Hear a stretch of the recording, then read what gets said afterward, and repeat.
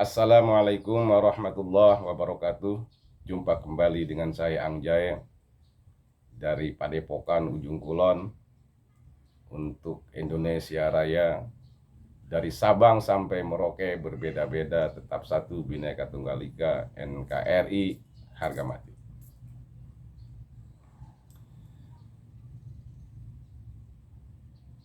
Sampai sekarang, kalau saya telaah, saya renungkan, saya tafakuri, saya sikapi, saya cermati dengan seksama, ini masalah nasab tidak pernah berhenti. Semakin ramai dibicarakan. Yang padahal Kiai Haji Imaduddin sudah menutup tesis ilmiahnya tentang nasab. Tapi tetap masih banyak yang membahas tentang nasab.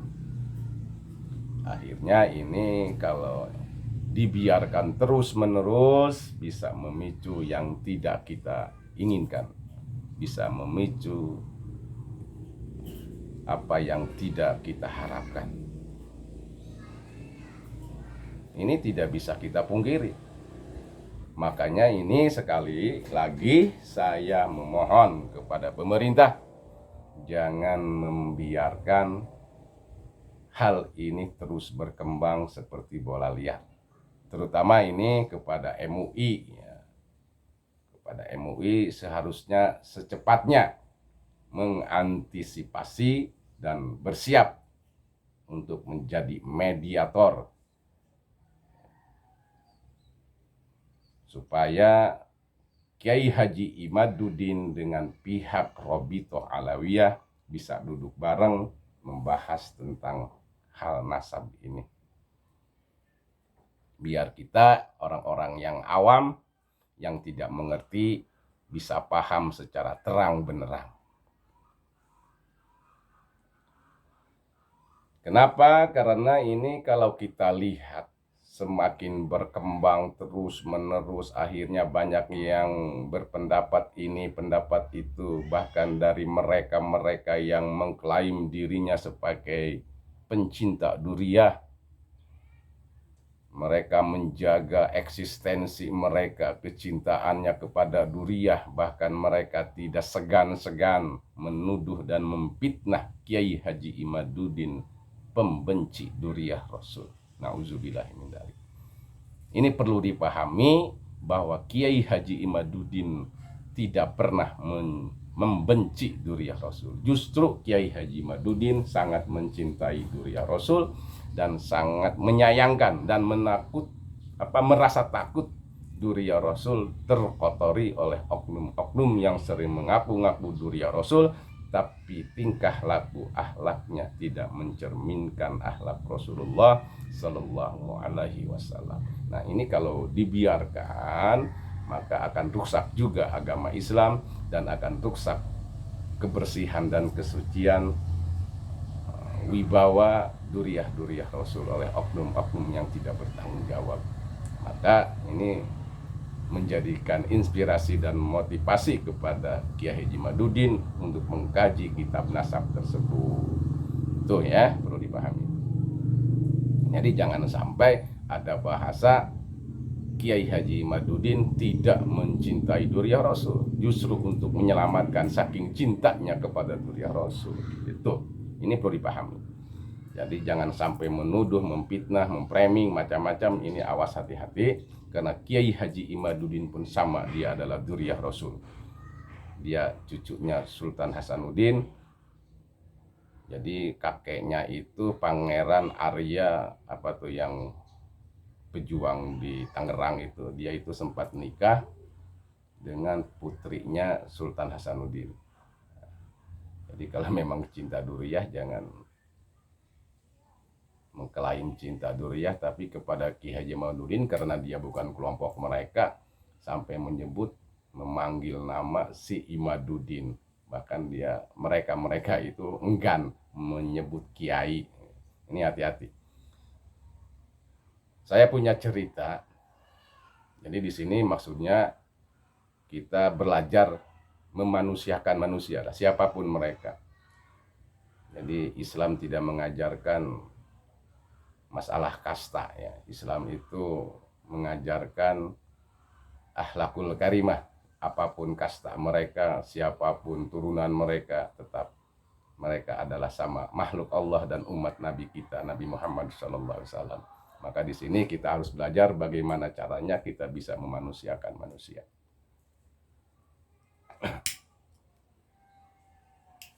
Ada cerita ini dari ahli-ahli torekoh. Dalam kitab torekoh ada seorang ulama, Syekh Najmuddin Al-Kubro.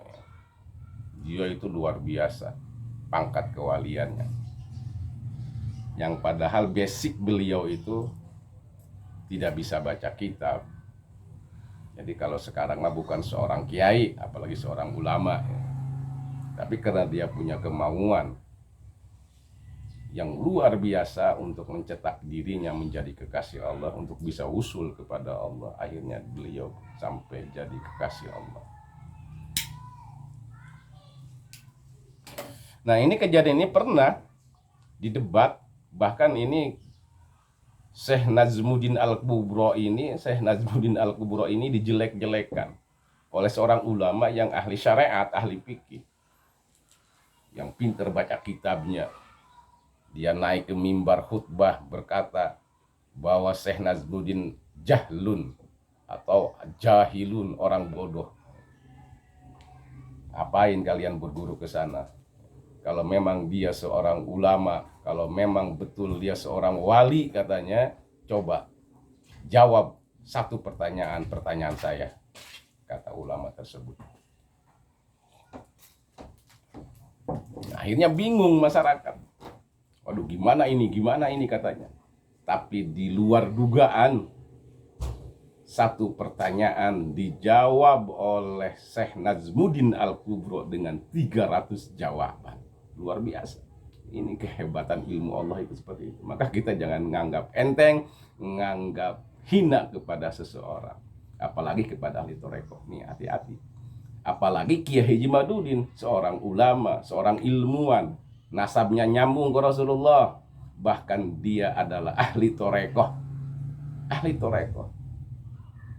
bahkan dia sudah selesai torekohnya, torekoh Qadiriyah wa Naqsabandiyah. Bahkan di dalam kitab torekoh, hati-hati katanya, kalau ada kalimah hati-hati dengan murid-muridnya Syekh Abdul Qadir Al-Jailani. Kalau dihina, walaupun dia bodoh, Syekh Abdul Qadir tidak akan terima. Ini hati-hati. Jadi karena kita ada kebencian, akhirnya sama sekali tidak menghargai manusia. Siapapun orangnya, tetap kita sebagai Islam harus belajar memanusiakan manusia. Nah, ini sempat terpikir juga di benak dan hati saya, kenapa ini MUI sebagai Majelis Ulama Indonesia kok diam saja melihat hal ini. Berbeda dengan masalah pesantren Al-Zaitun, langsung tanggap. Padahal masalah nasab ini juga ini membahayakan sebetulnya kalau tidak cepat diantisipasi oleh MUI. Harusnya MUI siap menjadi mediator untuk memanggil dua belah pihak, duduk bareng berdiskusi, menyelesaikan masalah nasab ini. Jadi ini semoga didengar oleh pengurus-pengurus MUI ya, baik dari MUI mulai dari kecamatan sampai pusat. Coba ini dipanggil dua belah pihak, dari pihak Kiai Haji Madudin dengan pihak Robitoh Alawiyah, untuk duduk bareng diskusi di Gedung Majelis Ulama Indonesia. Karena MUI itu adalah wadah para ulama yang ada di Indonesia. Harusnya cepat antisipasi menyikapi hal ini, jangan ada pembiaran, karena ini bisa memicu perpecahan persatuan dan kesatuan negeri yang kita cintai, Indonesia Raya. Maka ada baiknya, ini saya luar biasa salut ini sama Gus apa tuh, yang orang Madura ya. Saya punya videonya ini, coba dilihat. Ini sangat bagus dan luar biasa untuk menanamkan kita menyadari bahwa kita ini betul-betul cinta sama negeri kita, Indonesia Raya. Silahkan ditonton videonya, semoga bermanfaat. sehingga menjadikan motivasi dan kita terinspirasi untuk menjadi warga yang baik di negeri kita sendiri yang kita cintai ini. Jangan sampai lagi ada oknum-oknum yang menyatakan berbicaranya cinta NKRI, tapi implementasi pelaksanaan dalam ucapannya, dalam ceramahnya justru memecah belah anak bangsa, bahkan tidak sedikit yang berbicara, bahkan kita bisa lihat mereka meracuni, memprovokasi agar masyarakat rakyat negeri ini benci kepada pemerintahnya. Ini kan luar biasa, bahaya ini, bahaya ini, bahaya. Maka silahkan simak video ini, semoga menjadi pembelajaran untuk kita semua sehingga kita menjadi warga yang baik. Mangga. DNA Islam itu bukan politik. Lalu apa DNA Islam? Dan yakin saya semua agama, bahwa semua agama itu berbasis kemanusiaan dan kedamaian. Makanya kemudian Nabi Muhammad ketika menjelang wafat, hanya 3 kali yang dia ucapkan, ummati, ummati, ummati. Yang dia khawatirkan adalah persoalan umat. Dan juga mengapa Nabi Muhammad sebelum wafatnya tidak menyebut satu nama sebagai penggantinya beliau. Ini ditulis oleh berbagai ahli sejarah yang mengatakan Nabi Muhammad tidak pernah satupun menyebut penggantinya, satu nama pun. Penunjukan Abu Bakar ini adalah hasil aklamasi. Ini adalah indikator bahwa Nabi Muhammad tidak mewariskan Islam ini sebagai entitas akselerasi politik. Islam ini diwariskan oleh Nabi Muhammad sebagai penyempurna akhlak dan sebagai agama yang harus menjadi wadah terhadap terciptanya kemanusiaan dan kedamaian. Inilah yang disebut sebagai agama yang rahmatan lil alamin. Hanya 2 Pak yang diberikan bebannya oleh Nabi Muhammad kepada kita dari Islam itu. Menjadi orang yang berakhlakul karimah. Yang kedua adalah jadikan Islam ini sebagai agama yang bisa merahmati seluruh alam semesta ilal yaumil qiyamah.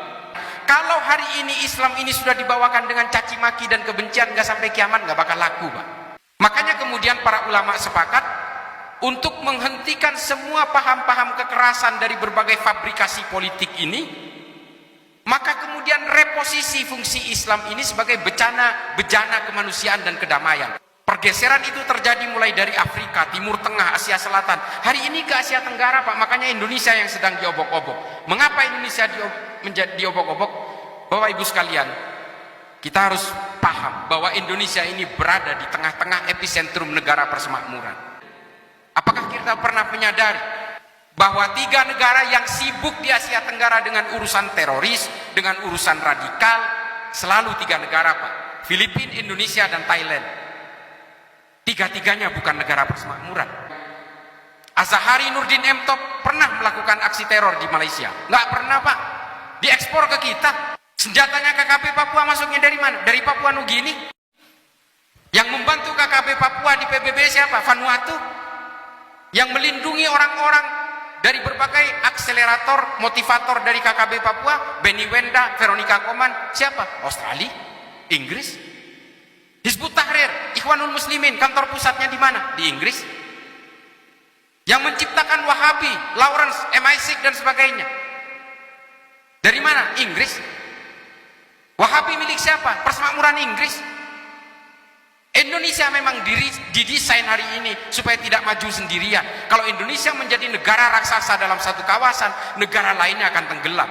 Ini teori ekonomi dasar kok. Makanya kemudian pemecah belahan itu terjadi di sini. Semua bermain. Dan kita semua hari ini orang-orang Islam yang betul-betul bego, mau aja dikasih infiltrasi ideologi semacam ini. Mereka merasa ingin memberdayakan, ingin menjayakan Islam. Padahal mereka sedang dalam jebakan Batman. Ini yang harus kita pahami. Banyak buku-buku yang mengulas ini, termasuk Philip Hurihiti, silakan baca. Berbagai sejarah, misalnya History of Medieval India, membahas tentang pergerakan-pergerakan teori politik mulai dari Afrika sampai ke Asia Tenggara hari ini, Asia Selatan dan sebagainya.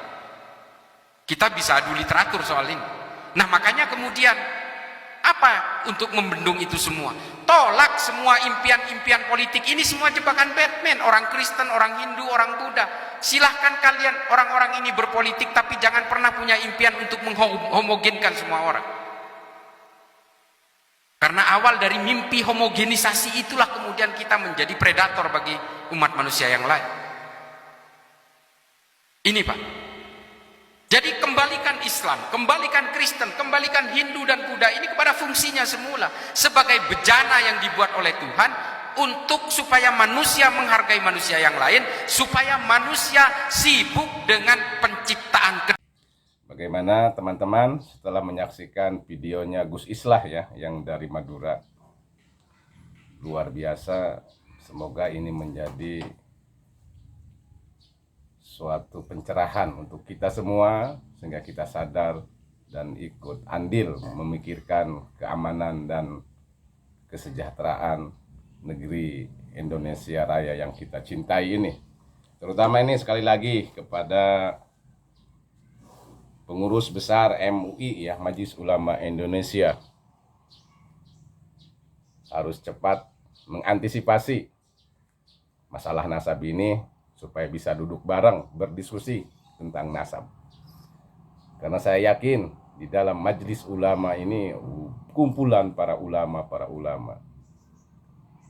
Semoga kita menjadi bagian sabda Nabi, di mana Nabi pernah bersabda, la yajalu ta'ifatun min ummati dohirina alal haqqi la yadurruhum man khadarahum hatta ya'tiya wa'dullahi.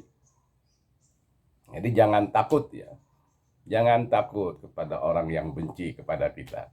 Karena Nabi telah bersabda seperti tadi, tidak akan pernah berhenti kelompok golongan dari umat-umatku yang mau mendohirkan, memperlihatkan perkara yang hak, bicarakan hak, yang batil, bicarakan batil.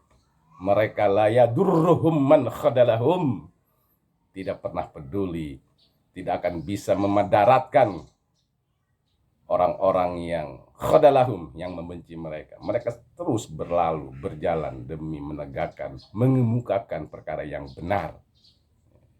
Sampai kapan? Hatta ya'tiya wa'dullah, sehingga datang janji Allah, yaitu kiamat. Jadi artinya sampai hari kiamat Allah tidak akan pernah berhenti mengutus dari umat ini kelompok golongan yang selalu mau mendohirkan, memperlihatkan perkara yang benar, biar terang benderang masyarakat dan umat ini tahu mana yang benar dan mana yang tidak benar, gitu. Makanya sangat tidak pantas kumpulan para ulama tidak mau mengemukakan perkara yang benar. Harus tampil. Karena ada lagi hadis berbicara Rasulullah seperti ini. La taj'alu ilmakum jahlan wa yakinakum syakkan. Iza alimtum fa'malu wa iza tayaqantum faqdimu. Nah, jadi jangan jadikan ilmu kalian adalah kebodohan. Keyakinan kalian jangan jadikan keraguan-raguan. Dikala kalian mengetahui, yuk kerjakan. Dikala kalian yakin dengan perkara itu benar, faqdimu, maju, jangan takut kepada siapapun. Saya tantang nih pengurus MUI pusat, dari bawah sampai pusat, untuk mampu menjadi penyelamat kekisruhan masalah nasab ini. Karena ini akan bahaya, merusak, kalau dibiarkan akan merusak persatuan dan kesatuan negeri yang kita cintai ini. Tetap berbeda-beda, tetap satu, Bhinneka Tunggal Ika, NKRI, harga mati. Wallahul muwaffiq ila aqwamit thoriq. Wabillahi taufiq wal hidayah. Assalamualaikum warahmatullahi wabarakatuh.